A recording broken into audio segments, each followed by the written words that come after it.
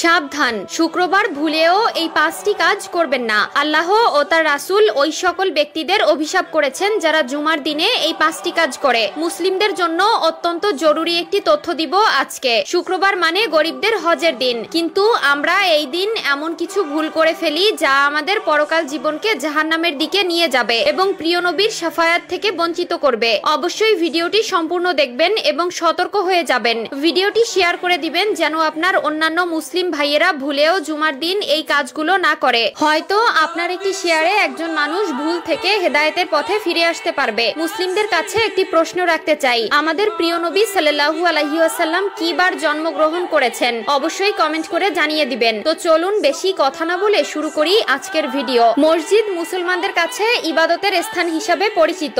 এরপরও আমরা মসজিদে এমন কিছু কাজ করে থাকি যা মসজিদের পবিত্রতা নষ্ট করে। তাই মসজিদের পবিত্রতা রক্ষার জন্য কোরআন হাদিসে নিষিদ্ধ বিষয়ের উপর লক্ষ্য রাখা উচিত। 1 নম্বরে কোনো নামাজি অন্য নামাজিকে উঠিয়ে দিয়ে বসা যাবে না। রুদ্দুল মুখতার 630। মসজিদের ভেতরে প্রতি ওয়াক্ত নামাজ একই স্থানে আদায় করার জন্য কোনো লোক নির্দিষ্ট জায়গা রাখতে পারবে না। 2 নম্বরে রয়েছে মসজিদে হারানো বস্তু তালাশ করা যাবে না, কারণ মসজিদে দ্বীনের কথা বা কাজ ব্যতীত অন্য কোনো কথা বা কাজ করা নিষেধ। মিশকাত শরীফ 654। হযরত আবু হুরায়রা রাদিয়াল্লাহু তাআলা আনহু হতে বর্ণিত, রাসূলুল্লাহ সাল্লাল্লাহু আলাইহি ওয়াসাল্লাম বলেন, তোমাদের কেউ যদি মসজিদে হারানো বিজ্ঞপ্তি দিতে শুনে তাহলে সে যেন বলে, আল্লাহ তোমাকে ওই জিনিস ফিরিয়ে না দিক, কেননা মসজিদ এই সকল কাজের জন্য নির্মাণ করা হয়নি। মুসলিম শরীফ 568। 3 নম্বরে মসজিদে দুর্গন্ধময় কোনো জিনিস খেয়ে বা নিয়ে প্রবেশ করা নিষেধ। মিশকাত শরীফ 655। রাসূলুল্লাহ সাল্লাল্লাহু আলাইহি ওয়াসাল্লাম বলেন, যে ব্যক্তি দুর্গন্ধযুক্ত খাবার খায় সে যেন তার মুখ পরিষ্কার করা ব্যতীত মসজিদে না যায়, কারণ মানুষের মতো ফেরেশতারাও দুর্গন্ধ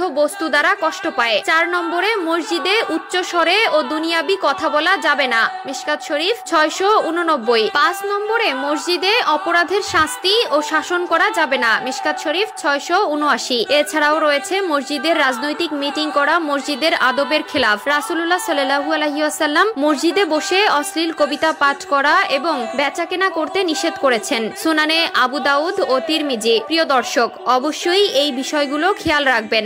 মসজিদে আপনার দ্বারা যেন কেউ কষ্ট না পায়। মসজিদ হলো আল্লাহর ঘর। আমাদের অধিকাংশ মুসলিমরা দিনের 5 ওয়াক্ত নামাজ আদায় না করলেও শুক্রবার জুমার দিন ঠিকই নামাজ আদায় করে, আর এই দিন এই ভুলগুলো সবাই করে থাকে। আল্লাহ আমাদের সবাইকে সঠিক বুঝ দান করার তৌফিক দান করুক, আমিন।